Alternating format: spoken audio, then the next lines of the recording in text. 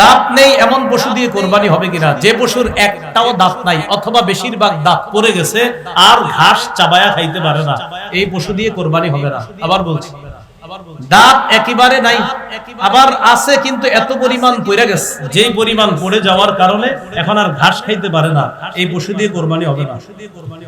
যে পশুর শিং ভেঙে বা ফেটে গেছে কোরবানি হবে কিনা?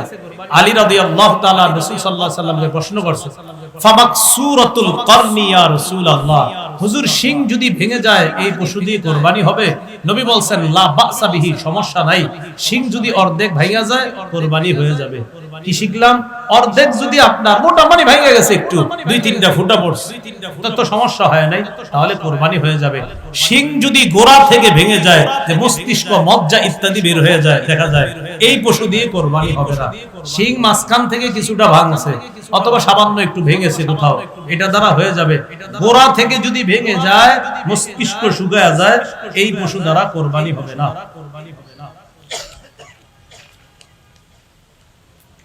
প্রশ্ন, কান কাটা লেজ কাটা পশু দিয়ে কোরবানি হবে কিনা? কি কাটা? কান কাটা লেজ কাটা। কান যদি অর্ধেকের বেশি কাটা থাকে, লেজ যদি অর্ধেকের বেশি কাটা থাকে, পশু দিয়ে কোরবানি হবে না। কান যদি অর্ধেকের বেশি কাটা থাকে, লেজ যদি অর্ধেকের বেশি কাটা থাকে, এমন পশু দিয়ে কোরবানি হবে না। তাহলে বিপরীতটা এবার শিখানি আমরা। লেজ যদি অর্ধেকের বেশি ভালো থাকে, কান যদি অর্ধেকের বেশি ভালো থাকে, এই পশু দিয়ে কোরবানি হবে। অর্ধেকের বেশি কান ভালো, অর্ধেকের বেশি লেজ ভালো হবে। এবার আপনারা জবাব দেন, অর্ধেকের বেশি কানও ভালো না, অর্ধেকের বেশি লেজও ভালো না, কোরবানি?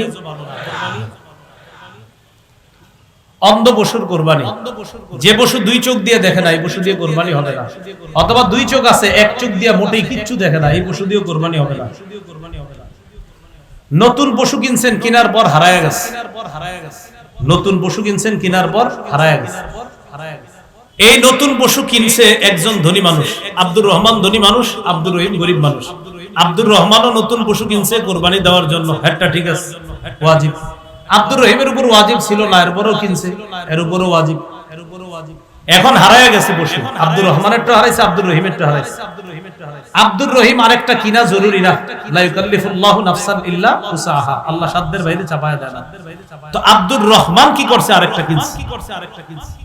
কিনার পর আব্দুর রহমান আরেকটা কিনছে, ধনী মানুষ। গরিব আব্দুর রহিমও কি করছে? উনিও আরেকটা কিনছে, ওনার উপর আরেকটা কিনা জরুরি ছিল না, কিন্তু কিনছে। কিনার পর এখন হারিয়ে যাওয়া পশুটা আবার ফিরে আসছে। আব্দুর রহমান ধনী, তার পশু ফিরে আসছে। আব্দুর রহিম দরিদ্র, তারটাও ফিরে আসছে। আব্দুর রহমান ধনী মানুষ, যে পশু কিনার পর হারিয়ে গেছে, হারিয়ে যাওয়ার পর আরেকটা কিনছে, কিনার পর হারিয়ে যাওয়া পশুটা ফিরে এসেছে। সূরা আয়েশা কয়, আমি তওবা করে ভালো হয়ে গেছি, আপনার পশুটা দেন, ভুল হয়ে গেছে আমার, তো পশু ফিরে পেয়েছে। এক্ষেত্রে ধনী আব্দুর রহমানের জন্য 2টি পশুর একটাকেই কোরবানি করলে হয়ে যাবে, ধনী। আর ওই গরিব আব্দুর রহিম 2টা কিনছে, প্রথমে একটা কিনছে, কিনার পর হারাইছে, আরেকটা কিনছে, কিনার পর হেডটাও আবার ফিরে আসছে, হারায়া যাওয়াটা, হে দুটোটাই কোরবানি করতে হবে। দুটোটা কি করতে হবে? মানে দুটোটাই ওয়াজিব করছে, এর উপর ওয়াজিব ছিল না। প্রথমটা ওয়াজিব করে নিছে, হারাইছে, আবার আরেকটা কিনছে, কিনা ওয়াজিব করছে, হারিয়ে যাওয়াটা ফেরত আসছে। হুজুর আমি গরিব মানুষ, 2টা পশু, একটা হারায় গেছে, আরেকটা কিনছি, ফেরত আসছে। আপনি গরিব, আপনি তো কোরবানি তো ওয়াজিব ছিল না, শখে কিনছিলাম, তো আরেকটা কিনছেন কেন? হারায় গেছে এই জন্য। যে শরীয়ত আপনাকে বাধ্য করে নাই কেনার জন্য, কিনছেন, দুটোটাই কোরবানি দিচ্ছেন, দুটোটা ওয়াজিব করে নিয়েছেন। এজন্য ইসলামী শরীয়ত মাযহাব ছাড়া বুঝার কোনো বিকল্প নাই, মাথা রাখবেন। কি ছাড়া? মাযহাব মানতে হবে। আমি মাযহাব মানি কেন? কারণ কোরআন সুন্নাহ এখন আমি ভালোভাবে বুঝি না, তাই মাযহাব মানতে হয়। আর যে মানে না, আমারে কয় হুজুর না মানলে সমস্যা আছে। আমি আপনি হয়তো কোরআন সুন্নাহ অনেক বেশি ভালো বুঝেন, এইজন্য মানেন না। আমারে যদি কেউ বলে আপনি কেন মানেন, আমি কোরআন সুন্নাহ এখনো ভালোভাবে পুরোপুরি বুঝি না। অনেকে কয় মূর্খ, এজন্য মাযহাব মানে। আসলেই ঠিক কইছেন, মূর্খ বলেই তো মাযহাব মানি। যদি সব জানতাম তো দরকার ছিল না মানা। আর যিনি বলে মাশাআল্লাহ উনি তো সব জানে দেখেই উনি মানে না, এটাই আমরা ভালো ধারণা রাখি। যিনি কে জানেন? যিনি হলো সে যে গত 7 দিন ধরে নতুন করে পড়াশোনা করতেছে কোরআন হাদিস নিয়ে, এই তিনি এখন মাযহাব মানছে না। আর বলে আপনি মানেন না কেন? তো বললাম আমি তো ভাই এখনো পুরোপুরি কোরআন সুন্নাহ ওই অন্যের সাহায্য ছাড়া বুঝি না। অন্যের সাহায্য মানে অন্যের মতামত, অন্যের মতামত মানে অন্যের মতামতের আরবি কি হুজুর? অন্যের মতামতের আরবি হলো মাযহাব। আচ্ছা তাই নাকি? হ্যাঁ, ইমাম আবু ইউসুফের মত মানি ইমাম আবু ইউসুফের মাযহাবে, ইমাম মুহাম্মদের মত মানি ইমাম মুহাম্মদের মাযহাবে, ইমাম আবু হানিফার মত মানি ইমাম আবু হানিফার মাযহাব। আচ্ছা হুজুর মাযহাব কি? মাযহাব হলো কোরআন সুন্নাহর সুবিন্যস্ত একটা সংকলনকে মাযহাব বলা হয়। বুখারী এটা কি আবিষ্কার না সংকলন? বলেন সংকলন। তো বুখারী শরীফ এটারে বুখারী সহিহ বুখারী বলা হয়। সহিহ বুখারী মানে বুখারায় ওনার বাড়ি, উনি ওই এলাকার সাথে নিসবত করে এটার নাম বুখারী। বুখারী হলো হাদিসের সংকলন, আবিষ্কার নয়। মুসলিম হাদিসের চলে আসা সংকলন, আবিষ্কার নয়। তিরমিজি হাদিসের চলে আসা সংকলন, আবিষ্কার নয়। নাসাই ইবনে মাজাহ আবু দাউদ হাদিসের চলে আসা সংকলন, আবিষ্কার নয়। ফিকহে হানাফি কোরআন সুন্নাহর চলে আসা সুবিন্যস্ত সংকলন, আবিষ্কার নয়। ফিকহে মালিকি কোরআন সুন্নাহর চলে আসা সংকলন, আবিষ্কার নয়। ফিকহে হাম্বলি কোরআন সুন্নাহর চলে আসা সুবিন্যস্ত সংকলন, এটা আবিষ্কার নয়। ফিকহে শাফিঈ কোরআন সুন্নাহর চলে আসা সংকলন, আবিষ্কার নয়। যেমনি ভাবে বুখারী এটা সংকলন, এটা আবিষ্কার নয়, তাই বুখারী বেদাত নয়। মুসলিম এটা সংকলন, এটা আবিষ্কার নয়, তাই এটা বেদাত না। নাসাই, আবু দাউদ, ইবনে মাজাহ, তিরমিজি এগুলা সংকলন, আবিষ্কার নয়, তাই এটা বেদাত নয়। তেমনি ভাবে কোরআন সুন্নাহর সুবিন্যস্ত সংকলন চার মাযহাব, এটা আবিষ্কার নয়, তাই এটা বেদাত নয়।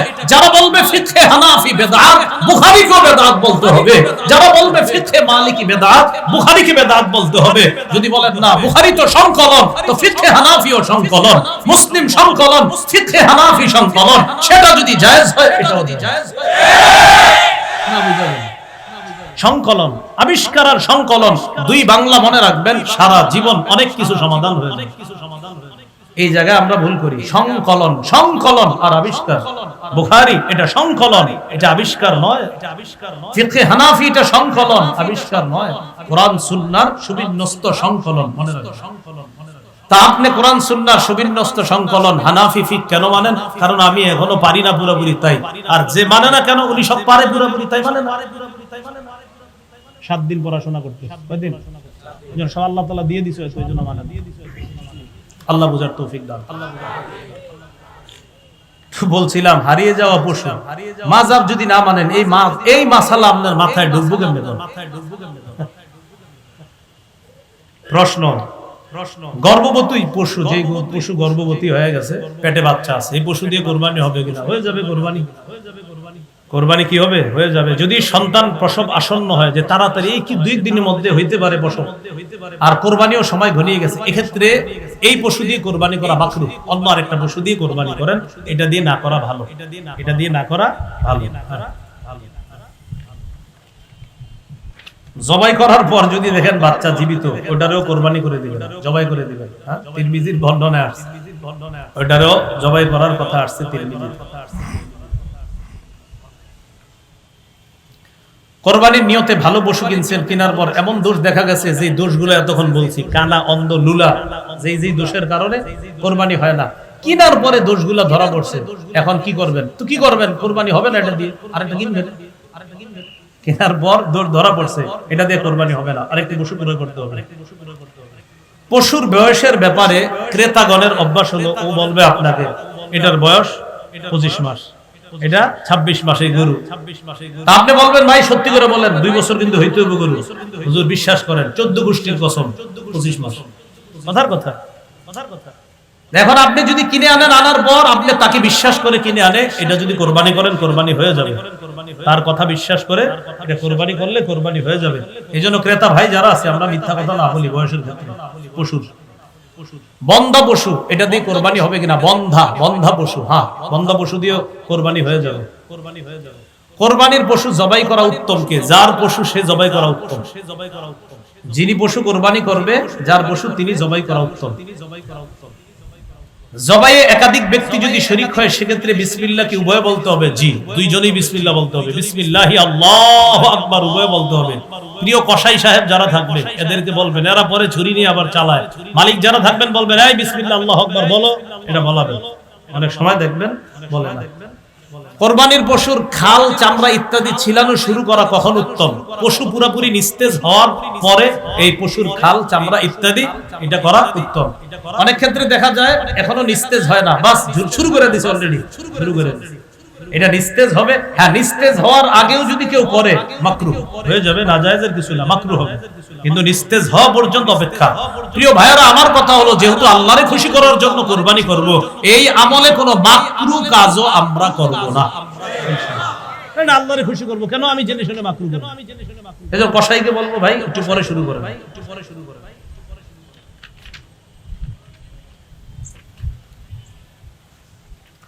কোরবানির পশু দিয়ে জবাইয়ের আগে উপকৃত হওয়া যাবে কিনা? হাল চাষ করা যাবে না।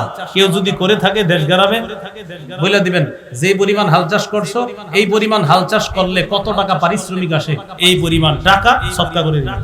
হাল চাষ করা যাবে না, যদি করে থাকে সদকা করে দিতে হবে এই পরিমাণ। হাল চাষ এটা না করা, এগুলা করা যাবে না। কোরবানির পশুর দুধ, এই দুধ পান করা যাবে না।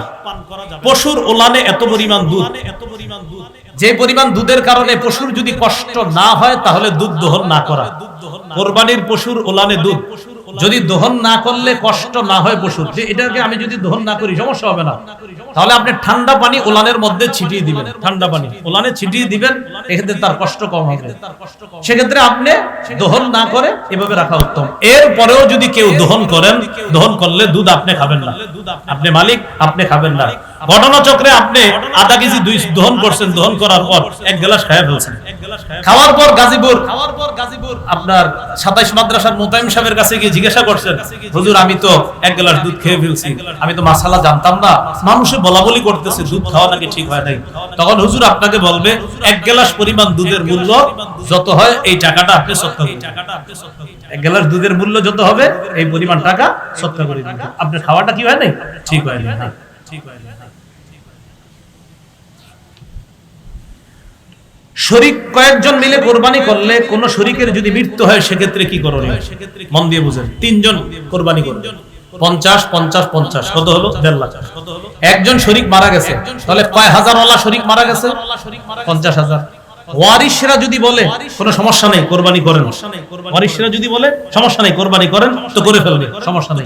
কিন্তু ওয়ারিশরা যদি বলে না আব্বার 50,000 টাকা আমরা দিতে চাইতেছি না, এক্ষেত্রে ওয়ারিশদেরকে টাকাটা দিতে হবে, কারণ এখন আর টাকার মালিক যে মারা গেছে সে না, ওয়ারিশরা, তাই তাদের টাকাটা তাদেরকে দিয়ে দিতে হবে। এক্ষেত্রে নতুন আরেকজনকে শরীক বানাইতে পারবেন, এটা সুন্দর কথা। আরেকজনকে বলবেন 50,000 টাকা দিয়ে শরীক হও, ওই টাকাটা নিয়ে ওয়ারিশদেরকে দিয়ে দিতে হবে। তাহলে প্রথম কথা, ওয়ারিশরা যদি অনুমতি দেয় করেন, করে ফেলবেন। অনুমতি যদি না দেয় করা যাবে না, 50,000 টাকা ফিরিয়ে দিতে হবে।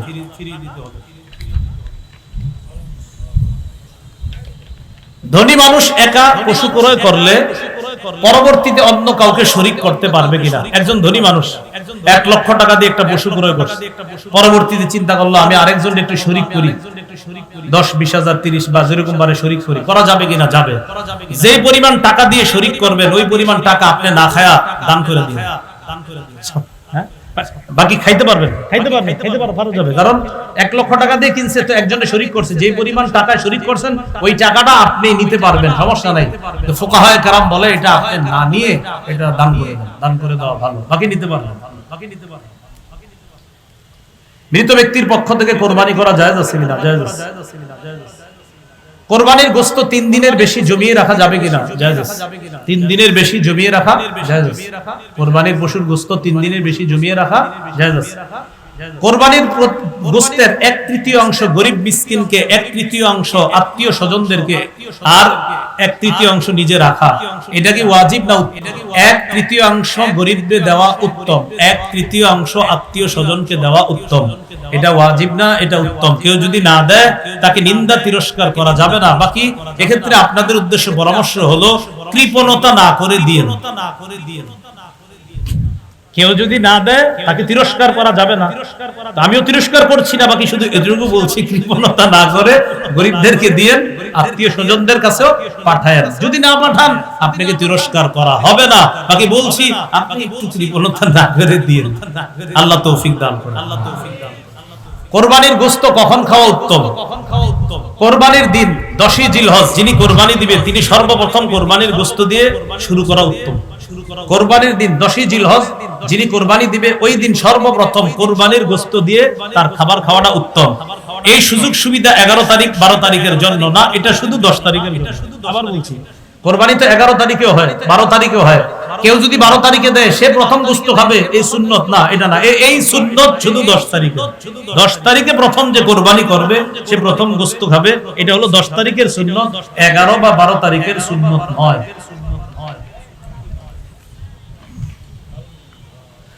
কোরবানির গোশত চর্বি ইত্যাদি বিক্রি করা যাবে কিনা? অনেকে গোশত ইত্যাদির চর্বিটা বিক্রি করে দেয়। গোশত বিক্রি করা যাবে না, চর্বিটা বিক্রি করা। নাউজুবিল্লাহ বলেন। চর্বি বিক্রি করা যাবে না, গোশত বিক্রি করা যাবে না। কোরবানির চর্বি বিক্রি করা যাবে না, গোশত বিক্রি করা যাবে না। কোরবানির চামড়াটাও বিক্রি না করে মাদ্রাসায় দিয়ে দেন, এতিমদেরকে দিয়ে দেন, অসহায়দেরকে দিয়ে দিবেন। বলেন ইনশাআল্লাহ। কোরবানির পশুর চামড়াটা এটাও বিক্রি করবেন না, এটা দিয়ে দেন, মাদ্রাসা ওয়ালাদের কাজে লাগবে, এতিমদের কাজে লাগবে। এক্ষেত্রে একটা কথা, আপনারা অনেক সময় এমন মানসিকতা রাখেন ছাত্ররা কোরবানির দিন এখানে দেখেন অনেক কোটিপতির সন্তানরাও কোরবানির দিন মাদ্রাসায় থাইকা কাজ করে। কোটিপতির সন্তান, তা আপনি কেন মাথায় নেন না? কোটিপতির সন্তানের কি দরকার কোরবানির দিন মাদ্রাসায় থাকা? সেও ইখলাসের সাথে থাকে। কেন? তার অসহায় গরিব ভাইয়েরা আছে মাদ্রাসায়, তাদেরকে খেদমত করার জন্য ওই কোটিপতির সন্তানও কোরবানির দিন মাদ্রাসার জন্য কাজ করে। তো এই জন্য আপনারা এটা মাথায় নিয়েন না যে এই পোলাপানগুলা কোরবানির দিন যারা কাজ করে মন থেকে করে। আপনি খোঁজ নিয়ে দেখবেন অনেক সন্তান আছে তার বাবার 30টা 40টা দোকান আছে, যার বাবা 400-500 মণ ধান পায়। সে কেন আছে? সে মহব্বতে আছে, ইখলাসের সাথে আছে। তার দ্বারা মাদ্রাসার কাজ হবে, এই জন্য সে আছে, না হলে তার এটা থাকা দরকার নাই। এরকম এই জন্য এটা মাথায় রাখবেন। এটা সত্যিকার অর্থেই এতিমদেরকে তাদের পিছনে খরচ করা হয়। এই জন্য চামড়াটা আপনারা বিক্রি না করে মাদ্রাসায় পৌঁছে দিবেন। আশেপাশের মাদ্রাসার হয়তো পোস্টার অলরেডি আপনাদের বাসার আশেপাশে চলে গেছে, তো আপনার নিকটস্থ মাদ্রাসা যেখানে আছে সেখানে আপনি দিন। তো আমি বলছি আপনি যেখানেই দেন চামড়াটা দিয়ে দেওয়ার চেষ্টা করবেন। বলি ইনশাআল্লাহ, সবাই বলি ইনশাআল্লাহ। কোরবানি যারা পশুটা আপনার কিনে এরা সব ঠিক করে, খালি চামড়ার ক্ষেত্রে গিয়ে এমন করে ভাই 1.5-2 লাখ টাকা দিয়ে পশুটা কিনলেন, শেষে কেন এমন করেন? চামড়ার ব্যাপারে এই আপনার সামান্য একটা অংশে গিয়ে এমন এমন আপনার আচরণ করেন যে আচরণগুলো আসলে ইসলাম সম্মত আচরণ না। এগুলো আমরা করব না। আল্লাহ তৌফিক দান করেন। কোরবানির পশু যিনি জবাই করবে তাকে জবাইয়ের পারিশ্রমিক দিবেন কিনা? দিবেনই। জবাইয়ের পারিশ্রমিক দিবেন, আপনি জবাইয়ের পারিশ্রমিকটা দিবেন। আমার বয়ান শুনে অনেকে হয়তো কমেন্ট করতে পারে যে হ্যাঁ মনে হয় এর জন্য কইছে। আমি আমার জিন্দেগিতে 2টা পশু ক্রয় করছি, মাত্র জবাই করছি, জিন্দেগিতে 2টা পশু। তার মানে আমি আমার জন্য বলছি না, এটা অধিকার, এটা সঠিক কথা, তাই বলছি। কোরবানির পশু যিনি জবাই করবে তাকে পারিশ্রমিক দিবেন, এটা হাতের কষ্ট, এটা জবাই করা অনেক কষ্টের ব্যাপার। এই জন্য যারা জবাই করবে তাদেরকে দিবেন। আর জবাই করার পরে আপনার একদম ছোট্ট একটা নোট ওঠে, ছোট্ট 1.5-2 লাখ টাকার গরু আপনার কোন মতে হুজুর জবাই করছে যিনি কষ্ট করে, আরে আস্তে একটা নতুন 200। এটা তো আপনার শরম করা উচিত ভাই, সত্যি বলছি। হ্যাঁ, আপনার শরম লজ্জা থাকা উচিত, এটা শরম লজ্জা থাকা উচিত। এটা আমি ওই যুগের কথা বলছি যে যুগে আমার বেতন ছিল 5,000 টাকা। ওই যুগে আমরা যে কোরবানি দিছি, ওই কোরবানি যিনি দিয়েছেন প্রায় 10 বছর 8 বছর আগের কথা, তাদেরকে আপনার ওই 100-200 দিয়ে দিই।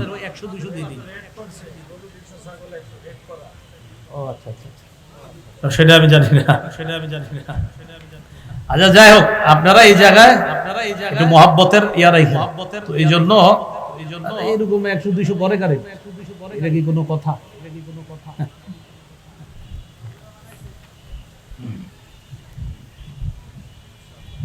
এক পশু অন্য পশুর সামনে জবাই করা এটা ঠিক না। এক পশু অন্য পশুর সামনে জবাই করা ঠিক না। আচ্ছা ভাই, এই আগের কথা নিয়ে আপনারা কেউ বিভ্রান্তিতে যাবেন না। আপনাদের এলাকার যে নিয়ম, ওই নিয়মে আলেমদের সাথে পরামর্শ করে করবেন, তো ঝগড়ার নিকটবর্তী যেন কেউ না হয়। যে উনি কি বলে গেল, আমি আমারটা বলে গেছি, আপনি কি এই জন্য বলে গেছি দিকে আপনি ঝগড়া করবেন এলাকায়? আর ঝগড়া করেন না, আমি সঠিক কথা বললাম, আপনি একটু ভাববেন 1.5 লাখ 2 লাখ টাকার একটা পশু একজন জবাই করতেছে হাতের কামাই, হাতের কষ্ট করে, সেক্ষেত্রে আসলে আপনার কি করা উচিত এটা আপনি নিজেই চিন্তা ভাবনা করবেন। কোরবানির গোশত বিধর্মীদেরকে দেওয়া যাবে কিনা, যেমন হিন্দু অন্যান্য ধর্মাবলম্বী যারা আছে, হ্যাঁ তাদেরকে দেওয়া যাবে, এটা ইসলামের সৌন্দর্য। সুবহানাল্লাহ। বিধর্মী অন্যান্য ধর্মাবলম্বী যারা আছে অসহায়, তাদেরকে অবশ্যই দেওয়া যাবে, কোনো সমস্যা নেই। অন্যের উপর ওয়াজিব কোরবানি যদি অন্য কেউ দিতে চায়, দুই ভাই, বড় ভাইয়ের উপর কোরবানি ওয়াজিব, ছোট ভাই পণ্ডিতি করে নামাজের পরপর গিয়ে গরু জবাই করে ফেলছে। বড় ভাই করে তুই কি করলি কাজ, আমি এখন আইসা সারতে পারলাম না, তুই জবাই করে ফেললি কেন ভাইজান, আপনার অনুমতি নাই? বেটা আমার পশুটা একটু আমার দেখতে মন চাইছে না, না সাবধান, অনুমতি ছাড়া যদি করে ফেলেন আর তার যদি সত্যি মন থেকে সায় না থাকে, কোরবানি হবে না, কোরবানি হবে না। যার উপর ওয়াজিব তার যদি মন থেকে সায় না থাকে, তার যদি অনুমতি না থাকে, কোরবানি হবে না। তো এই বিষয়টা একটু সতর্ক থাকা। ঈদের নামাজ পড়া আইসাই গরুটা ফালাই দিয়েই জবাই করে ফেললেন, যিনি মালিক তার অনুমতি আছে কিনা বিষয়টা মাথায় রাখা। কিভাবে কোরবানি করা একটু আমার সাথে বলেন। একজনের পক্ষ থেকে বলেন, 2 জনের পক্ষ থেকে, 3 জনের পক্ষ থেকে, আব্দুর রহমানের পক্ষ থেকে, আব্দুর রহিমের পক্ষ থেকে, জামিলা খাতুনের পক্ষ থেকে, আয়েশা খাদিজার পক্ষ থেকে, আল্লাহর নামে জবাই করলাম। কার নামে জবাই? কার পক্ষ থেকে? বান্দার। বলেন কার নামে জবাই? আল্লাহ। বলেন কার নামে জবাই? কার পক্ষ থেকে? বান্দার। বলেন কার নামে জবাই? কার পক্ষ থেকে? এই কথাটা মাথায় রাখবেন। আমরা ইনশাআল্লাহ এই বিষয়টা গুরুত্ব সহকারে মাথায় নিব। কোরবানি দাতার জন্য নিজের কোরবানির গোশত খাওয়া কি মুস্তাহাব? কোরবানি দাতার জন্য নিজের গোশত খাওয়া, অনেকের গরুর গোশত সমস্যা আছে, খায়েন কোরবানির গোশত একটু হইলো খায়েন, এটা মুস্তাহাব, এই আমলটা করা চাই, এটা সমস্যা নেই। হাজী সাহেব যারা আছে আপনাদের আত্মীয় স্বজন, তাদের কি মাসালা? এই বিষয়টা ওলামা হযরত হয়তো আলোচনা করে থাকে, এই বিষয়টা একটু গুরুত্বপূর্ণ বিষয়। ওখানে যেটাতে একটা দমের শরীক, আপনার ওখানে দমের শুকর, ওখানে যেটা করে এটা দমের শুকর। হাজী সাহেব যদি মুসাফির না হয়, যিনি হজ করতে গেছে উনি যদি মুসাফির না হয়, ওনার উপর কোরবানি ওয়াজিব। উনি সেটা কি সৌদি আরব দিবে না বাংলাদেশে দিবে, এটা তিনি জানেন। মুসাফির যদি হয় তো ওনার উপর কোরবানি ওয়াজিব না। মাথায় রাখবেন, হাজী সাহেব ওখানে যেটা করতেছে এটা দমে শুকর, ওটা করা লাগবে, এটা হজের অংশ। ওখানে যেটা জবাই করে এটা হজের অংশ। এবার আসেন কোরবানির বিষয় কি? কোরবানির বিষয় হলো হাজী সাহেব যদি মুসাফির না হয় তার উপর কোরবানি ওয়াজিব। সেটা সৌদি আরব যদি দিতে চায় তিনি দিতে পারবে, বাংলাদেশে দিতে চাইলে দিতে পারবে। আর যদি তিনি মুসাফির হয় তাহলে তার উপর কোরবানি ওয়াজিব না। এজন্য মুআল্লিম যারা থাকে তারা জানে আমার হাজিরা কি মুসাফির না মুকিম, ওরা ভালো বলতে পারবে। যদি হাজিরা মুকিম হয় তো কিন্তু কোরবানি লাগবে। এই বিষয়টা ওলামা হযরত অনেকে আছেন এখানে, একটু গুরুত্ব সহকারে আলোচনার অনুরোধ রাখছি। এই বিষয়টা অনেকে জানে না হাজী সাহেব, ওনারা মনে করে ওখানে গিয়ে যেটা জবাই করছে বাস হয়ে তো গেছে কোরবানি, এটা অনেকে মনে করে। আল্লাহ আমাদেরকে বুঝার তৌফিক দান করেন। রাসূলুল্লাহ সাল্লাল্লাহু আলাইহি সাল্লামের পক্ষ থেকে কোরবানি দেওয়া কি উত্তম, বরং এটা সৌভাগ্যের বিষয়, এটা উত্তম, এটা দ্বারা কোরবানি করা এটা উত্তম কাজ। যে যদি করে কোনো সমস্যা নাই, করতে পারবে। কোরবানির চামড়া কোরবানি দাতা নিজেও ব্যবহার করতে পারবে, তবে অন্য কেউ যদি ব্যবহার আপনার অন্য কারো কাছে দিয়ে দেয় সেটা উত্তম। যেটা বললাম ওই যে চামড়াটা আপনি দিয়ে দিবেন, কোনো এতিম অসহায় তাদেরকে দিয়ে দিবেন। কোরবানির গোশত বিক্রি করা যাবে কিনা? যিনি কোরবানি দিবে তিনি বিক্রি করাতে পারবেন না। এতিম অসহায় দরিদ্র যারা আছে তারা আপনার তো এটা হলো যারা এতিম অসহায় আছে আপনার, তাদেরকে দেওয়ার পরে তারা যদি বিক্রি করে সেটা ভিন্ন কথা, কিন্তু যিনি কোরবানি দিবে তিনি তার কোরবানির গোশত বিক্রি করতে পারবে না। সমাজের গোশত আছে না, এটা কি এদিকেও আছে? সমাজের গোশত একজন লেখছে, তার মানে মনে আছে। আরেকটা বিষয়, লেখছে মানে আপনারা ভুলেও ভবিষ্যতে লেখা দিয়েন না। আমি কিন্তু লেখা দিলে প্রশ্নের উত্তর দেওয়ার মতো সামর্থ্যবান এখনো নাই, এই জন্য তো মাযহাব মানি, আগে তো বলছি। আমাদের শামসুদ্দ আশরাফি সাহেব, রেজাউল করিম আবরার ভাই, লুৎফুর রহমান ফরাইজি সাহেব, মুফতি শফিক কাসেমি হাফিজাহুমুল্লাহ, তারা মাশাআল্লাহ যোগ্যতা রাখে, প্রশ্ন দিবেন সাথে সাথে। আর আমার চোখে আর কি চলতে ফিরতে মুফতি যাকে বাংলাদেশে একমাত্র আমার কাছে মনে হয় তিনি বাস মুফতি দেলোয়ার সাহেব। হযরত রে যেখানে যা জিজ্ঞাসা করবেন আল্লাহ পাক জানে। আমি চিন্তা করি এই মনে হয় হুজুর মনে হয় এটা দিবে না, না সাথে সাথে আস্তে আস্তে একের পর এক বলতেছে অবাক হয়ে তাকায় থাকার মতো ফতুয়া স্বামী উনি কবে পড়ছে সব সুন্দরভাবে বলতেছে, এটা অমুক জায়গায় আছে, এটা অমুক জায়গায় আছে, হুজুর একদম অদ্বিতীয়। আমি নাউজুবিল্লাহ অন্যদেরকে ছোট করছি না, মানে আমার কাছে হুজুরের অদ্বিতীয় মনে হয়, বিশেষ করে সরাসরি প্রশ্নের উত্তরের ক্ষেত্রে আমাদের মুফতি দেলোয়ার সাহেব, হযরতের হায়াত আল্লাহ বরকত দান করেন। তো যাই হোক, কোরবানির গোশত আপনার সমাজে না, সমাজে দেওয়া বাধ্য না, এটা বাধ্য না। সমাজের যে গোশত চাই এটা বাধ্য না, যিনি কোরবানি দিবেন তিনি দিতে বাধ্য না। এরপরে এটা মহব্বতের সাথে দিয়ে দিন, যদি দেখেন ঝগড়ার আশঙ্কা হয় দিয়ে দিন, না হয় আপনার রন্নিম করে সমাজ থেকে বাদ, এলাকা থেকে বহিষ্কার করো, বের করে দাও, ঝগড়ার আশঙ্কা হয়। এটা হলো বিষয়টা মহব্বতে, এটা ওই বুঝাই দিবেন সমাজে যারা এগুলা করে যে ভাই বাধ্যবাধকতা করবেন না, মৃত ব্যক্তির পক্ষ থেকে, নামে না, নাম শব্দটা বলবেন না, পক্ষ থেকে বলছি তো মাসালা গেছে না, মৃত ব্যক্তির পক্ষ থেকে কোরবানি দেওয়া যায়। আজকে এতটুকু। আল্লাহ পাক রব্বুল আলামিন আমাদের সকলকে, আমরা কি উঠবো না, হযরত আসতেছে, ও হুজুর আয়েশা পড়ছে কাছাকাছি, এর আগে সামান্য সময় আপনার একটু আপনাদের সাথে মুজাকারা করবে আরেকজন, উনি করতে করতে আমাদের হযরত আসবে, আয়েশা ইনশাআল্লাহ মঞ্চে উঠবে।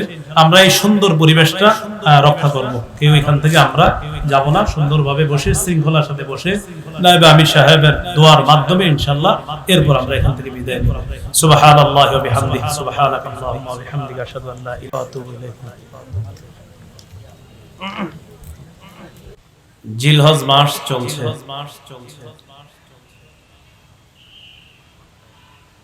আল্লাহ পাক রব্বুল আলামিনের বিধান মতে মাসের গণনা 12 মাস। 12 মাসের মধ্যে 4 মাস সম্মানিত।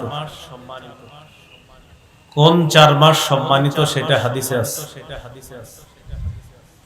এই 4 মাসের মধ্যে আবার জিলহজ মাস বেশি সম্মানিত। জিলহজ মাসের মধ্যে আবার জিলহজের প্রথম দশক বেশি ফজিলতপূর্ণ। প্রথম দশকের মধ্যে আবার 10ই জিলহজটা আল্লাহর কাছে বেশি সম্মানিত। তাহলে আল্লাহর বিধান মতে মাস 12টি, 4 মাস সম্মানিত। সূরা তাওবা 36 নম্বর আয়াত। কোন 4 মাস সম্মানিত এটার ব্যাখ্যা বুখারীর হাদিসে আছে, 4662 নম্বর হাদিস।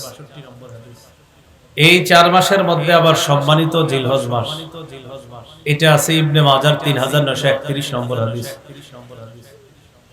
জিলহজ মাসের মধ্যে আবার সবচেয়ে ফজিলতপূর্ণ প্রথম দশক, এই কথা আছে সহিহ বুখারীর 969 নম্বর হাদিস। 10ই জিলহজ 10 দিনের মধ্যে সবচেয়ে বেশি সম্মানিত, এই কথা আছে ইবনে মাজার 3931 নম্বর হাদিস। এই হলো সংক্ষেপে। বিস্তারিত সূরা তাওবার 36 নম্বর আয়াতে আল্লাহ বলেন, ইন্না ইদ্দাতাশ শুহুরি ইনদাল্লাহি 12 শাহরান ফি কিতাবিল্লাহ ইয়াওমা খালাকাস সামাওয়াতি ওয়াল আরদা মিনহা আরবাআতুল হুরুম। আসমান জমিন আল্লাহ যেদিন সৃষ্টি করেছেন সেদিন থেকে আল্লাহর বিধান মতে আল্লাহর কাছে মাস সমূহের গণনা 12টি। মিনহা আরবাআতুল হুরুম, এই 12 মাসের মধ্যে 4 মাস সম্মানিত। কোন 4 মাস সম্মানিত এটা কোরআনের আয়াতে স্পষ্ট ভাবে নাই। এই কথা আছে কোরআনের প্রধান ব্যাখ্যা হাদিসে। সহিহ বুখারীর 4662 নম্বর হাদিস। রাসূলুল্লাহ সাল্লাল্লাহু আলাইহি সাল্লাম বলেন, ইন্নাজ জামানা ক্বাদ ইসতাদারা কাহাইআতিহি ইয়াওমা খালাকাল্লাহুস সামাওয়াতি ওয়াল আরদ। আল্লাহ আসমান জমিন যেদিন সৃষ্টি করেছেন সেদিন থেকে মাসের গণনা যেইভাবে ছিল এখন আবার ওই অবস্থায় ফিরে এসেছে। এটা দ্বারা কি উদ্দেশ্য? আরবের লোকেরা নিজেদের মন মতো মাস বানায় ফেলত। মানে মাসের গণনা নিজেদের মন মতো করতো, এদের মন মতো মাসরে কমাইতো বাড়াইতো। নবী ঘোষণা করলেন এই জাতীয় মন মতো কাজ চলবে না। আসমান জমিন যেদিন সৃষ্টি করেছেন আল্লাহ, সেদিন থেকে মাসের গণনা যেমন ওই অবস্থা আবার ফিরে এসেছে, এটাই গণতে হবে, এইভাবেই গণনা, এটাই আল্লাহর বিধান। এরপর নবী বলেন as-sanatu isna ashara shahra, বছর হয় 12 মাসে। মিনহা আরবাআতুন হুরুম, এই 12 মাসের মধ্যে 4 মাস সম্মানিত। সালাসুন মুতাওয়ালিয়াত, 4 মাসের মধ্যে 3টি মাস ধারাবাহিক। ধারাবাহিক 3টি মাস হলো যুলকাদা, যুলহিজ্জা ওয়াল মুহররম। জিলকাদ, জিলহজ, মুহররম, দেখবেন এই 3টা মাস ধারাবাহিক। আমরা বর্তমানে জিলহজ মাসে আছি। আগের মাসটা হলো জিলকাদ, পরের মাসটা হবে মুহররম। তাহলে ধারাবাহিক 3টা। চতুর্থ সম্মানিত মাস হলো রজব মুদর আল্লাতী বাইনা জুমাদা ওয়া শাবান। জুমাদাল আখিরা এবং শাবান, এই 2 মাসের মাঝে একটা মাস আছে, এটার নাম রজব মাস। এই হলো সম্মানিত 4 মাস। বুঝে থাকলে সবাই বলেন আল্লাহর বিধান মতে মাস কয়টি? 12 মাসের মধ্যে সম্মানিত কয় মাস? 4 মাসের নাম কি কোরআনে বলে দেওয়া হয়েছে? 4 মাসের নাম কোথায় আছে? হাদিস। কোন 4 মাস? জিলকাদ, জিলহজ, মুহররম, রজব। এই 4 মাস সম্মানিত। এই সম্মানিত 4 মাসের মধ্যে আবার বেশি সম্মানিত জিলহজ মাস। সুবহানাল্লাহ। এই কথা কোথায়? ইবনে মাজাহ 3931 নম্বর হাদিস। قال رسول الله صلى الله عليه وسلم في حجة الوداع, রাসূলুল্লাহ সাল্লাল্লাহু আলাইহি ওয়াসাল্লাম বিদায় হজের ভাষণে বললেন, আলা ওয়া ইন্না আহরামাশ শুহুরি শাহরুকুম হাযা, জেনে রাখো মাস সমূহের মধ্যে সবচাইতে সম্মানিত হলো তোমাদের এই মাস তথা জিলহজ মাস, সবচেয়ে সম্মানিত মাস। জিলহজ মাসের মধ্যে আবার সবচেয়ে ফজিলতপূর্ণ দিন হলো প্রথম দশক। এই কথা কোথায়? সহিহ বুখারীর 969 নম্বর হাদিস। 969 কত হয়? 969। দুই পাশে 2টা 9, মাঝে একটা 6, 969 969। এবার মাঝে মাঝে বলি যাতে আপনাদের একটু হইলো মনে থাকে, না থাকলে সমস্যা না, হাদিস নাম্বার মনে থাকা জরুরি না। আমি বলি একটা কারণ আছে, যে কোনো একটা কারণে বলি। হাদিস নাম্বার বলতে পারাটাকে অনেক মানুষ মনে করে পৃথিবীর এর চেয়ে বড় আলেম কেউ নাই। এই জাতীয় ফালতু ধারণাকে প্রত্যাখ্যান করার জন্য আমি নাম্বার বলি, বুঝাই যে না, নাম্বার বলাটা বড় আলেমের লক্ষণ না, এটা যে কেউ বলতে পারে চাইলে। এই জন্য নাম্বার এক সময় আমি বলবো না, বলি কেন? যাদের এই ধারণা আছে যে হাদিস নাম্বার বলতে পারাটাই বিজ্ঞ আলেম হওয়ার লক্ষণ, এই ধারণা এটা রদ করার জন্য, এই ভুল ধারণা থেকে যেন মানুষ ফিরে আসে, এই জন্য আমি বলি। দেখবেন এখন মাশাআল্লাহ অনেকেই বলে, বইলা বোঝানো যাইতেছে যে না, হাদিস নাম্বার যে কেউ চেষ্টা করলে বলতে পারে, এটা বলতে পারাটা বড় বিজ্ঞ, অভিজ্ঞ, গভীর জ্ঞান সম্পন্ন আলেম হওয়ার লক্ষণ নয় হাদিস নাম্বার বলতে পারাটা। এটা মাথায় রাখবেন। 969 নম্বর হাদিসে আছে বুখারীর, রাসূলুল্লাহ সাল্লাল্লাহু আলাইহি ওয়াসাল্লাম বলেন, মা মিন আইয়ামিন আল আমালুস সালিহু ফিহা আহাব্বু ইলাল্লাহ মিন হাদিহিল আইয়াম, ইয়ানি 10 যিলহিজ্জা। জিলহজ মাসের প্রথম দশকে যে ইবাদত, যে আমল, যে নেক আমল বান্দা করে, এই নেক আমলের চাইতে অধিক শ্রেষ্ঠ, ফজিলতপূর্ণ, অধিক মহব্বতের, পছন্দনীয় আমল আর আল্লাহর কাছে নাই। এই 10 দিনের আমল আল্লাহর কাছে এত পছন্দ। হাদিসের একটা কিতাব আছে মুসনাদে বাজ্জার, এই কিতাবের 1182 নম্বর হাদিস। ওই এখানে একটা কথা বলে রাখা ভালো, দেখবেন আগে আমাদের দেশে অনেকে নাম্বার বলতো, নাম্বার এইভাবে বুখারীর এত নাম্বার, মুসলিমের এত নাম্বার, ইবনে মাজার এত নাম্বার, কিন্তু হাদিসটা বলে না। শুধু বলে এই হাদিসে এটা আছে, কিন্তু হাদিসে যে নবী কি বলছে, নবীর বাক্যটা কি বলে? এই যে যেমন রাসূলুল্লাহ সাল্লাল্লাহু আলাইহি সাল্লাম বলেছেন, মা মিন আইয়ামিন আল আমালুস সালিহু ফিহা আহাব্বু ইলাল্লাহ, এই বাক্যগুলা নবীর বাক্য, নবীর বাক্য বলে না।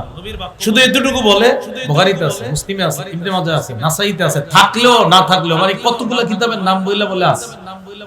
তো বইলা একটা বর্ণনা বলে, যেই বর্ণনাটা মানে বাংলাটা বইলা দেয়। আমি নাম্বার বলি এই কারণে, এই জাতীয় ভুল ধারণা প্রত্যাখ্যান করতে হবে। আপনারা এই ধারণা থেকে ফিরে আসতে হবে, যে একসাথে এই 5-7টা কিতাবের নাম বইলা বুঝানো যে আমার চেয়ে বেশি কেউ জানে না, এই ভুল ধারণা থেকে বেরিয়ে আসুন। এরপরও যারা বলে তাদেরকে বলবেন, ঠিক আছে আপনি তো বললেন, নবীর বাক্যগুলো একটু শোনান, নবীর বাক্যের যে অনুবাদ যেটা করলেন এটাই যে নবী বলছে, নবীর কথাটাও একটু শোনান, শোনানোর পরে এরপরে বলেন। আল্লাহ আমাদেরকে বুঝার তৌফিক দান করেন। তো রাসূলুল্লাহ সাল্লাল্লাহু আলাইহি সাল্লাম বলেন, মুসনাদে বাজ্জারের 1182 নম্বর হাদিস, এই হাদিসে আছে রাসূলুল্লাহ সাল্লাল্লাহু আলাইহি সাল্লাম বলেন, আফজালু আইয়ামিদ দুনিয়া আইয়ামুল আশর, দুনিয়ার সবচেয়ে ফজিলতপূর্ণ দিন হলো আইয়ামুল আশর, আশরি জিলহিজ্জা, জিলহজের প্রথম 10 দিন সবচেয়ে ফজিলতপূর্ণ দিন।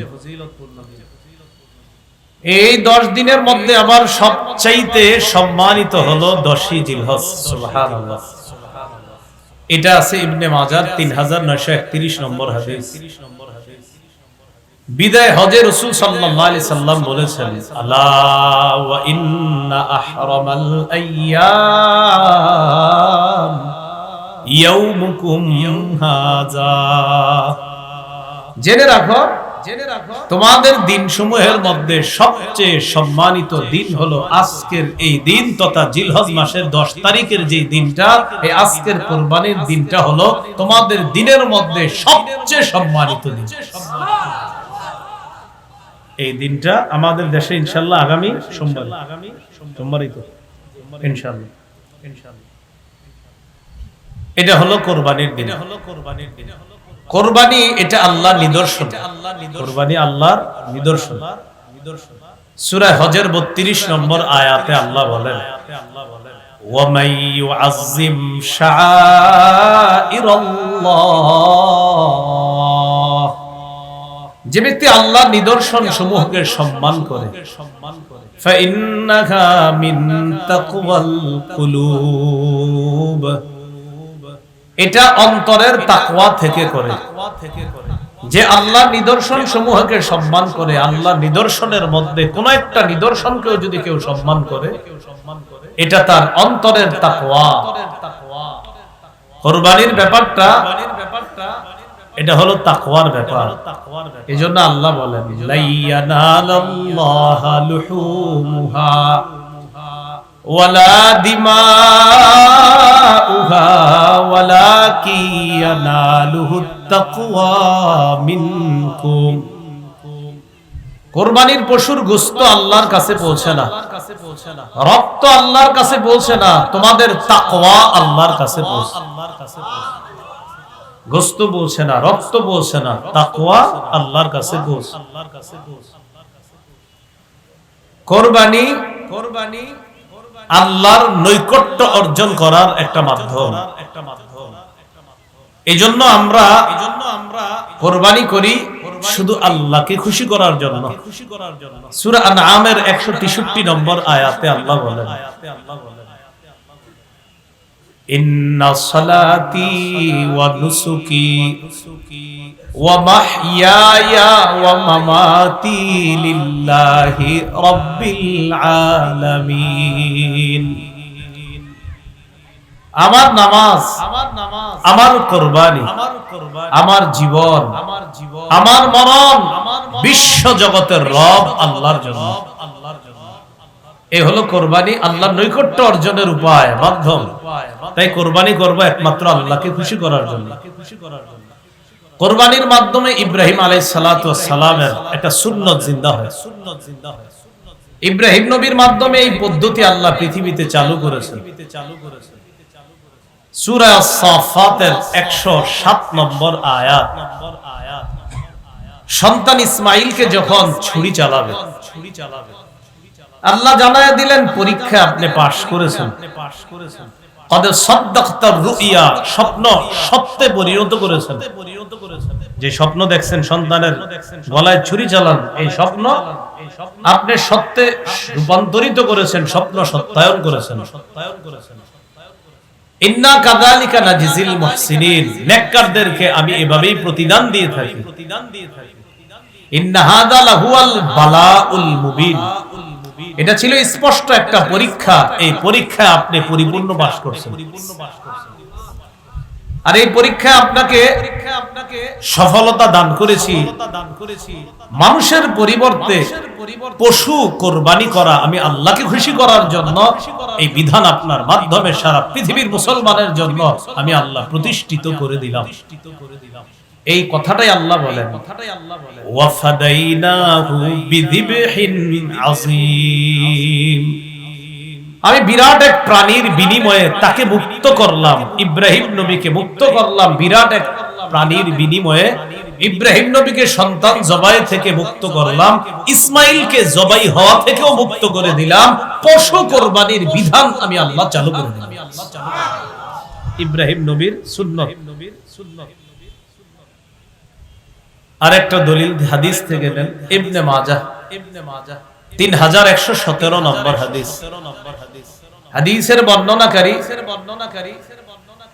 যায়েদ ইবনে আরকাম 3127 নম্বর হাদিস, ইবনে মাজাহ। হাদিসের বর্ণনাকারী যায়েদ ইবনে আরকাম রাদিয়াল্লাহু তাআলা। এই হাদিসের মধ্যে আছে, قال اصحاب رسول الله صلى الله عليه وسلم ما هذه الأضاحي يا رسول الله, এই যে কোরবানি এটা কি জিনিস, এই কোরবানি জিনিসটা কি ওগো আল্লাহ নবী আপনার কাছে জানতে চাই। قال سنة أبيكم إبراهيم عليه الصلاة والسلام, রাসূলুল্লাহ সাল্লাল্লাহু আলাইহি সাল্লাম জবাব দিলেন, এটা তোমাদের পিতা ইব্রাহিম আলাইহিস সালাতু ওয়াস সালামের সুন্নাত। সাহাবায়ে কেরাম প্রশ্ন করলেন, ফামা লানা ইয়া রাসূলুল্লাহ, হুজুর এই সুন্নাত প্রতিষ্ঠিত করলে আমাদের কি লাভ, আমরা কি পাবো? রাসূলুল্লাহ সাল্লাল্লাহু আলাইহি সাল্লাম বললেন, বিকুল্লি শাআরাতিন হাসানা, প্রতিটা পশমের বিনিময়ে নেকি পাওয়া যাবে।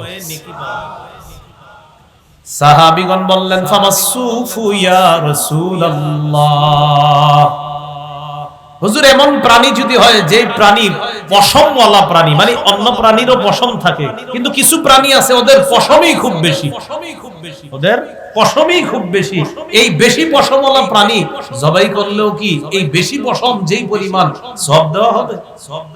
নবীজি বললেন, বিকুল্লি শাআরাতিন মিনাস সুফি হাসানা, পশমওয়ালা প্রাণী জবাই করলেও প্রতিটা পশমের বিনিময়ে নেকি, সওয়াব দেওয়া হবে, নেকি দেওয়া হবে। তো ইব্রাহিম আলাইহিস সালাতু ওয়াস সালামের এটা সুন্নাত।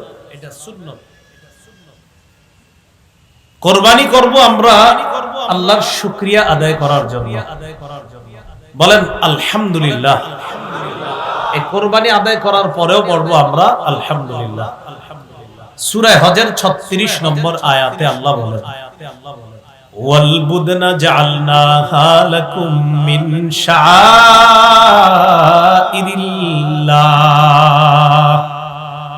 ওয়াল বুদনা জাআলনাহা লাকুম মিন শাআইরিল্লাহ,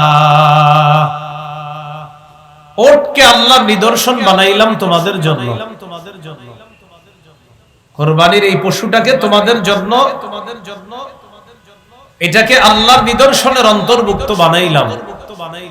ফাযকুরু ইসমাল্লাহি আলাইহা সাওয়াফা, সারিবদ্ধ উটগুলোর উপর আল্লাহর নাম নেওয়া, মানে বিসমিল্লাহ বলে নহর করো, সারিবদ্ধ ভাবে এগুলোর উপরে বিসমিল্লাহ বলো।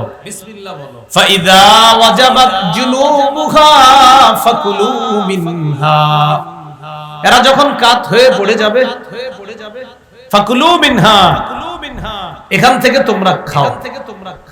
গোশত খাও। ওয়া আতইমুল কানিআ, অভাবীদেরকে খাওয়াও। ওয়াল মুআতার, যে অন্যের কাছে লজ্জায় চাইতে পারে না তাকেও খাওয়াও। ফাকুলু মিনহা, নিজে খাও। ওয়া আতইমুল কানিআ, আতইমু খাওয়াও, আল কানিআ অভাবীকে খাওয়াও। ওয়াল মুআতার, মুআতার মানে লজ্জার কারণে যে চাইতে পারে না অন্যের কাছে তাকেও খাওয়াও। কেন? আল্লাহ বলেন এটা তোমাদের জন্য বশীভূত করে দিলাম, লাআল্লাকুম তাশকুরুন, যাতে তোমরা আল্লাহর শুকরিয়া আদায় করতে পারো। এই প্রাণী তোমাদের অনুগত করে দিলাম, বশীভূত করে দিলাম। এই প্রাণী তোমরা জবাই করলা, আল্লাহর নাম নিয়ে তোমরাও খাও, অভাবীকে খাওয়াও, যে চাইতে পারে না লজ্জায় তাকেও খাওয়াও। এটা কেন করেছি জানো? যেন তোমরা আমি আল্লাহর বেশি বেশি শুকরিয়া আদায় করতে পারো। আলহামদুলিল্লাহ, এ হলো কুরবানি, শুকরিয়া আদায় করার জন্য। তাহলে আমরা কুরবানি করব আল্লাহকে খুশি করার জন্য, শুকরিয়া আদায় করার জন্য আমরা কুরবানি করব। আল্লাহ তৌফিক দান করেন। কুরবানির গুরুত্বপূর্ণ কিছু মাসালা আমরা মনে রাখবো, বলেন ইনশাআল্লাহ। মুসনাদে আহমদের একটা বর্ণনা আছে, রাসূলুল্লাহ সাল্লাল্লাহু আলাইহি সাল্লাম বলেন, মান ওয়াজাদা সাআতান ওয়া লাম ইউযহি, কারো সামর্থ্য থাকার পরেও যদি সে কুরবানি না করে, ফালা ইয়াকরাবান্না মুসাল্লানা, সে ব্যক্তি যেন আমাদের ঈদগাহে না আসে। যে ব্যক্তি সামর্থ্য থাকার পরেও কুরবানি না করে, সে যেন আমাদের ঈদগাহে না আসে। ঈদগাহে যেন কি করে না আসে। রাসূলুল্লাহ সাল্লাল্লাহু আলাইহি সাল্লাম এক হাদিসের মধ্যে বলছেন,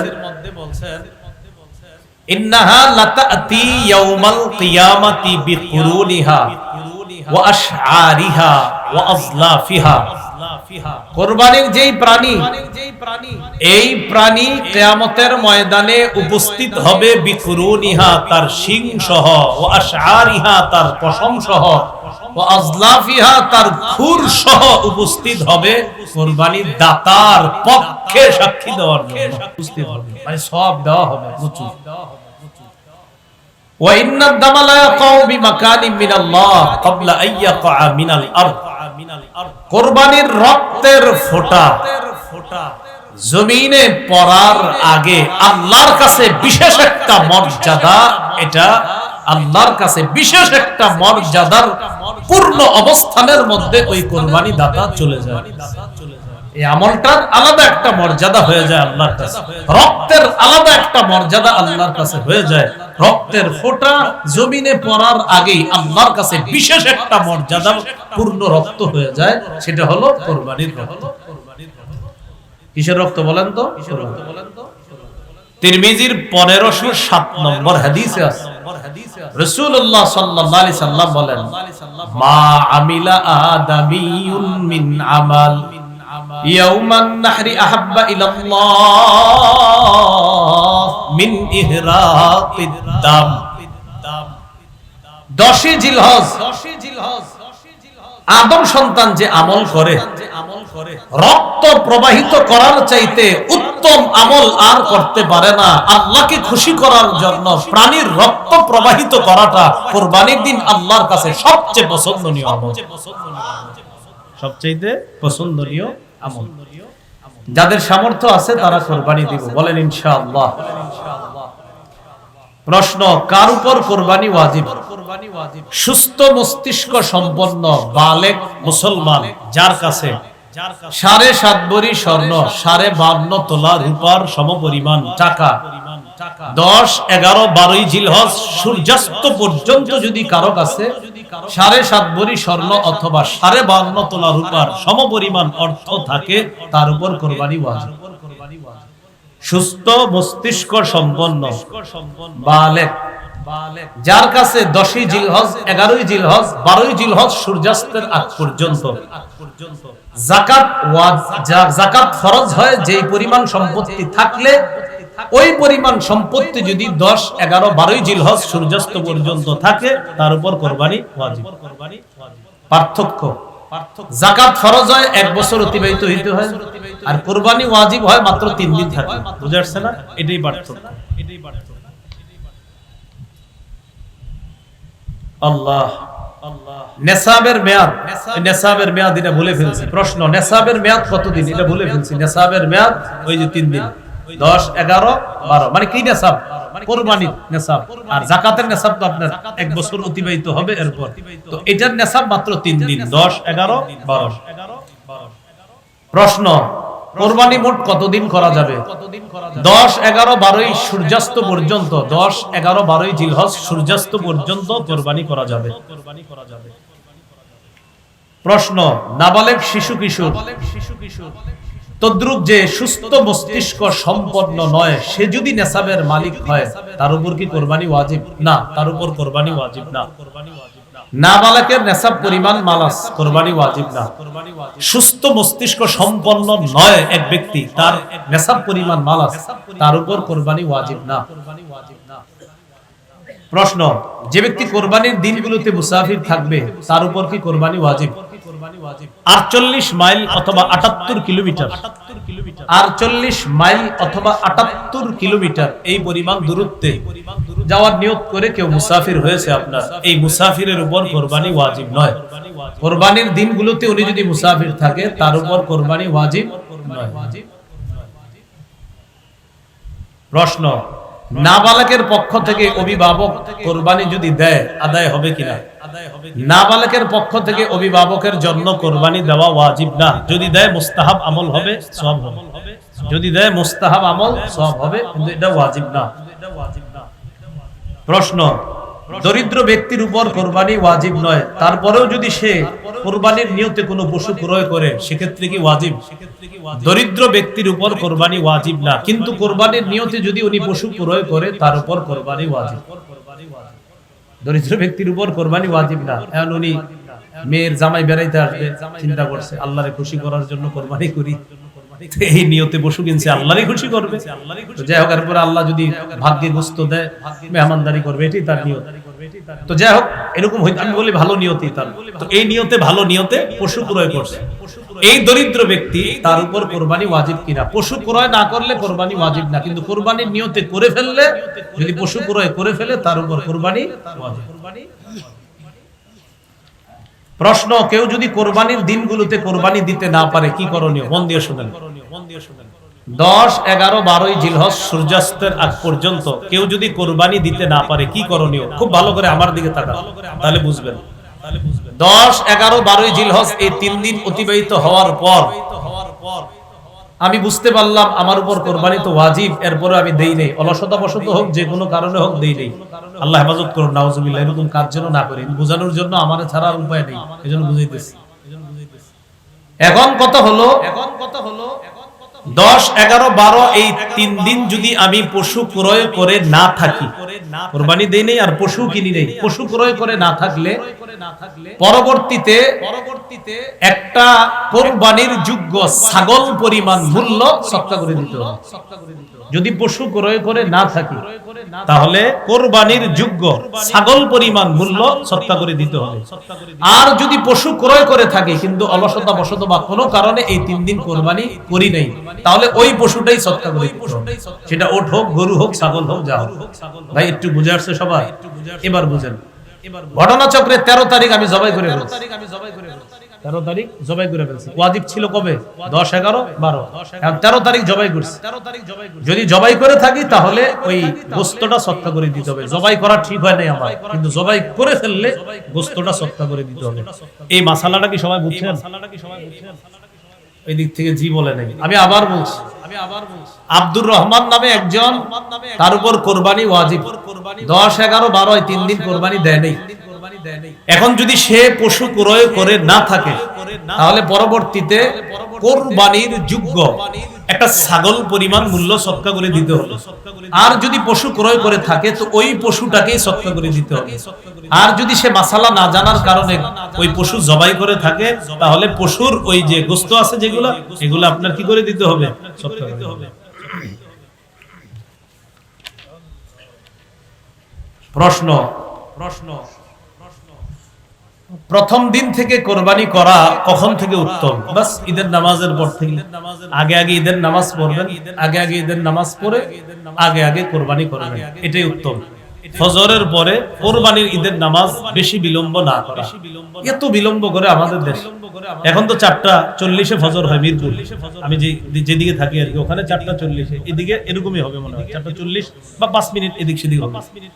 তো দেখেন 4:40 যদি ফজর হয়, লম্বা সময় কিন্তু আপনার।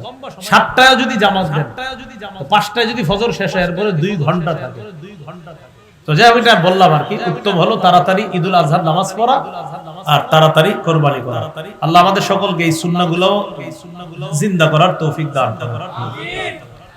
রাতে কোরবানি করা যাবে কিনা? রাতে কেউ যদি 10 তারিখ রাতে কোরবানি করে আদায় হয়ে যাবে, কেউ যদি 11 তারিখ রাতে কোরবানি করে আদায় হয়ে যাবে, তবে অনুত্তম, কাজটা ঠিক হয়নি, মানে ভালো হয়নি, অনুত্তম কাজ হয়েছে। 10 তারিখ রাতে যদি কেউ কোরবানি করে হয়ে যাবে, অনুত্তম হয়েছে। 11 তারিখ রাতে যদি কেউ কোরবানি করে হয়ে যাবে, কাজটা সুন্দর হয়নি। দেখি বুঝে থাকলে আলেম ছাড়া অন্যরা বলেন 12 তারিখ রাতে করলে হবেই না, কারণ 12 তারিখ রাতে তো আর টাইমই নেই। তাহলে 10, 11, 12 সূর্যাস্তের আগ পর্যন্ত, তাহলে 10 তারিখ 11 তারিখ রাতে যদি কেউ করে হয়ে যাবে, কিন্তু আপনার কাজটা সুন্দর হয়নি। কোরবানির উদ্দেশ্যে ক্রয়কৃত পশু, এই পশু যদি সময়ের পর জবাই করে, এটা আমি আগে বলছি, একটা বলছিলাম ওই যে জবাই করতে পারে নাই, তো আগেও বলছিলাম সময়ের পর যদি জবাই করে তাহলে আপনার ওই গোশতটা সদকা করে দিতে হবে, এটা একটু আগে বলছিলাম। আল্লাহ আল্লাহ আমাদেরকে বুঝার তৌফিক দান করে।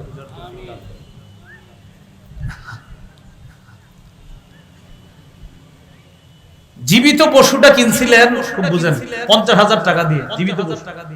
এখন এই পশু আপনি ভুলে জবাই করে ফেলছেন। এখন জবাই করার পরে গোশত মাপার পরে দেখেন কি এই পশুর গোশতের দাম হয় 45,000, কিনছেন কত দিয়ে? 50,000। এখন ওই যে আপনি ভুল করে জবাই করছেন, এখন গোশতগুলা দেখছেন যে বাজারের রেট অনুযায়ী 45,000 টাকা আছে গোশতের দাম। গরু কিনছেন কত দিয়ে? ওই আরো 5,000 টাকাও সদকা করবেন, গোশত সদকা করবেন, আর ওই যে 5,000 টাকা এটাও সদকা করবেন। হ্যাঁ, বুঝেছেন কথাটা? আপনি কিনছেন, কেনার পর এখন ভুল কইরা জবাই করেন নাই, কোরবানির দিন চলে যাওয়ার পর জবাই করছেন, জবাই করার পর এখন গোশত সদকা করে দিবেন। তো গোশত সদকা করতে গিয়ে কি হইছে, আপনার গোশতগুলা দেখছেন যেই পরিমাণ গোশত, এই পরিমাণ গোশতের মূল্য হইছে 45,000, আর গরু কিনছিলেন 50,000 টাকা দিয়ে, আরো 5,000 টাকা শর্ট, এই 5,000 টাকা সদকা করে দিবেন। গোশত সদকা আরো 5,000 সদকা করবেন। আপনি কেন করলেন না 10, 11, 12? এটা আপনার জন্য পানিশমেন্ট। কোন কোন পশু দ্বারা কোরবানি করা যাবে? ওট, গরু, মহিষ, দুম্বা, ভেড়া ইত্যাদি, এগুলো দ্বারা কোরবানি করা যাবে। কোরবানি করার ক্ষেত্রে যেসব পশু কোরবানি করা যাবে, সেক্ষেত্রে নর নারী হলে কি সমস্যা আছে? না, সমস্যা নেই। গরু, গাবি, ছাগল, ছাগি, কোনো সমস্যা নেই। নতুন 2-3 বছর ধরে একটা স্লোগান উঠছে, খাসি দিয়ে কি কোরবানি হবে কিনা, এই জাতীয় আরো কিছু বিষয় উঠছে। বিষয়গুলো এমন না, নর নারী উভয়টা দিয়ে কোরবানি হবে। পশুর বয়স সীমা কত? ওট কমপক্ষে 5 বছর, গরু কমপক্ষে 2 বছর, ছাগল কমপক্ষে 1 বছর, ভেড়া দুম্বাও 1 বছর। মন দিয়ে শুনেন, ভেড়া দুম্বাও 1 বছর। বলেন, ভেড়া দুম্বাও, ছাগল। ভেড়া দুম্বা 6-7 মাস হওয়ার পরে দেখতে যদি 1 বছরের মতো হৃষ্টপুষ্ট মনে হয়, হয়ে যাবে।